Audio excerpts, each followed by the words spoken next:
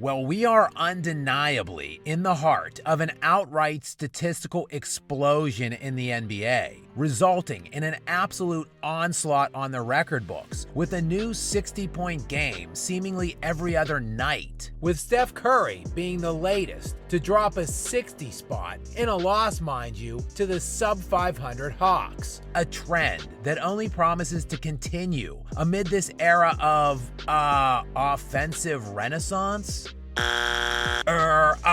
The most skillful era yet? Damn it, let's just call it what it is. No one is bothering or caring to defend at all in any capacity these days. And it is inherently substantially depreciating statistical historical comps, and in fact, rendering these era-specific hot take debates a near impossibility. Look no further than the recent All-Star selections and the curious case of Trey Young, who is averaging 27 points and 11 assists per game right now, and not only isn't a starter on the All-Star teams this season, he wasn't even named a reserve. This cat is dropping averages nightly right now that, if you look at just the raw statistics with no context, make him look like the GOAT point guard. No, seriously, let's take a look at the GOAT point guard, Magic Johnson, whose greatest season arguably took place in the 1986-87 league year. That season, the Lakers had the best record in the NBA at 65-17. They won the championship, and Magic was named Finals MVP and League MVP amid the best statistical season of his entire career, posting his highest scoring average at 23.9 points per game and 12.2 assists. League MVP. Trey Young is dropping 27 and 11 this year, and not only is going to miss any All-NBA team distinctions at the end of the year, he can't even sniff an All-Star selection. Damn! And yet, we are supposed to look favorably upon what others are doing today amid this unprecedented statistical inflation resulting from a criminal league-wide defensive negligence. It's a complete crap. If you think gas prices and the cost of groceries are up, you ain't seen nothing yet. NBA nightly scoring averages for this 2023-2024 league year is currently sitting at an eye-popping 115.6 per game.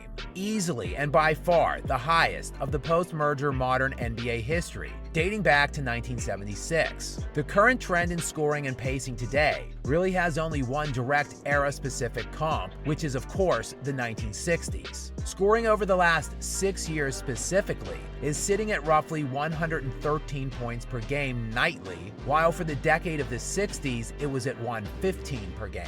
The 60s of course produced the outrageous statistical anomaly that was Wilt Chamberlain. But in fact, while he did reign supreme, at least from an individual standpoint, he wasn't really an anomaly at all. Just check his legendary 1961-62 season, you know the one, where he averaged 50 points per game and dropped the historical 100 spot on March 2nd, 1962 in Hershey, Pennsylvania. Yeah, that year Wilt not only averaged 50 points per game for a full season, he also threw in 26 rebounds per game for good measure. Oh, and Chamberlain didn't even win the MVP that season, by the way.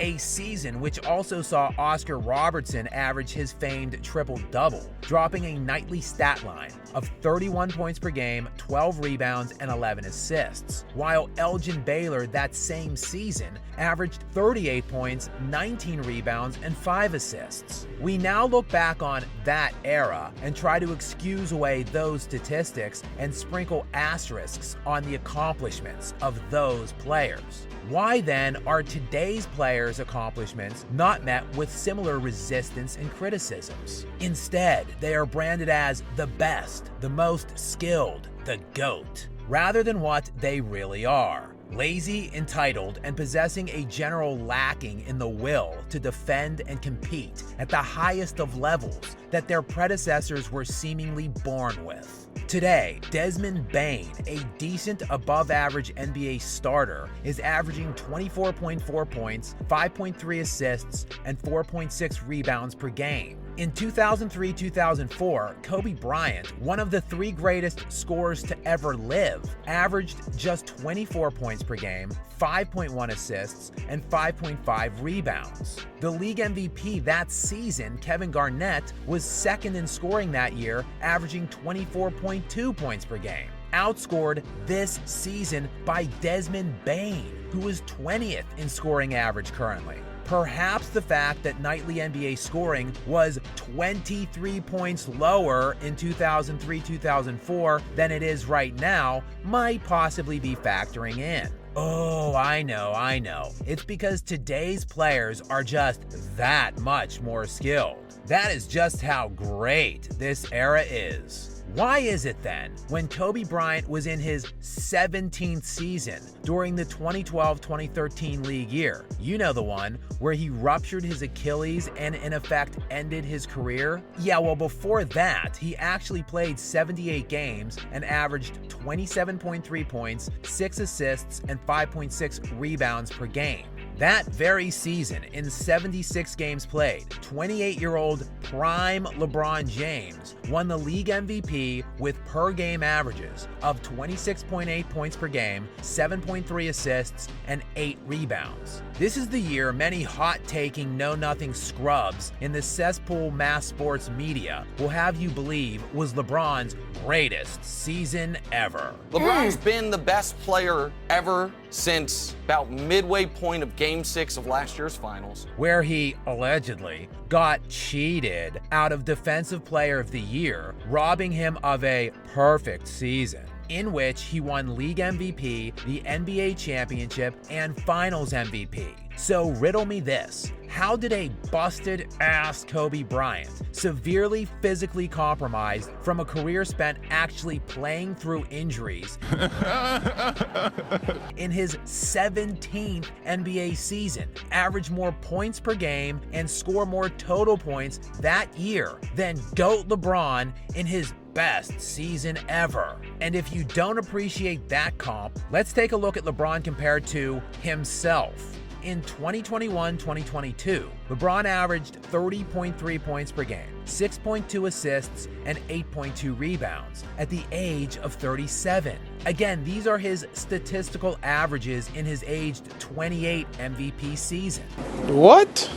But I know, this must just be more stunning evidence of how LeBron is the GOAT, getting better with age. It's not just the steroids, I mean the meticulous care Bron takes of his body. And it's not just LeBron. Look no further than the other golden standard of this era, Steph Curry. For the first 4 years of his career, aged 21 through 24 seasons, he averaged 19.2 points per game, 6.1 assists, and 4 rebounds. And despite the obvious fake narratives that he was injured all of those seasons, Curry actually played 74, 78, and 80 games in 3 of those 4 years. The problem wasn't that he was injured, it's that those 4 years occurred pre-2013. Before this modern-day trend to completely eradicate defense got underway. And so, fast forward to last season, Curry's aged 34 year, where he averaged 29.4 points per game, 6.3 assists, and 6.1 rebounds. So a guy who was a career 19 point per game scorer into his mid-20s was dropping nearly 30 a night last year at 34. And just tonight, he dropped that aforementioned 60-piece at 35.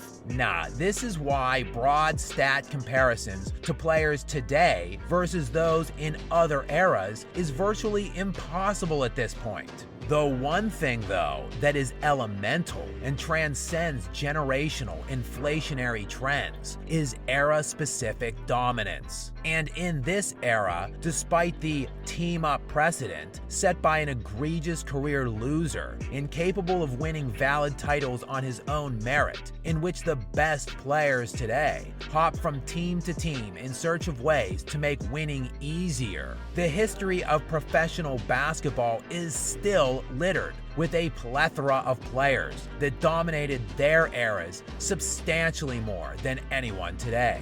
Which is why the vast majority of anyone watching today that has any base level of understanding of previous eras finds this one to be so utterly laughable.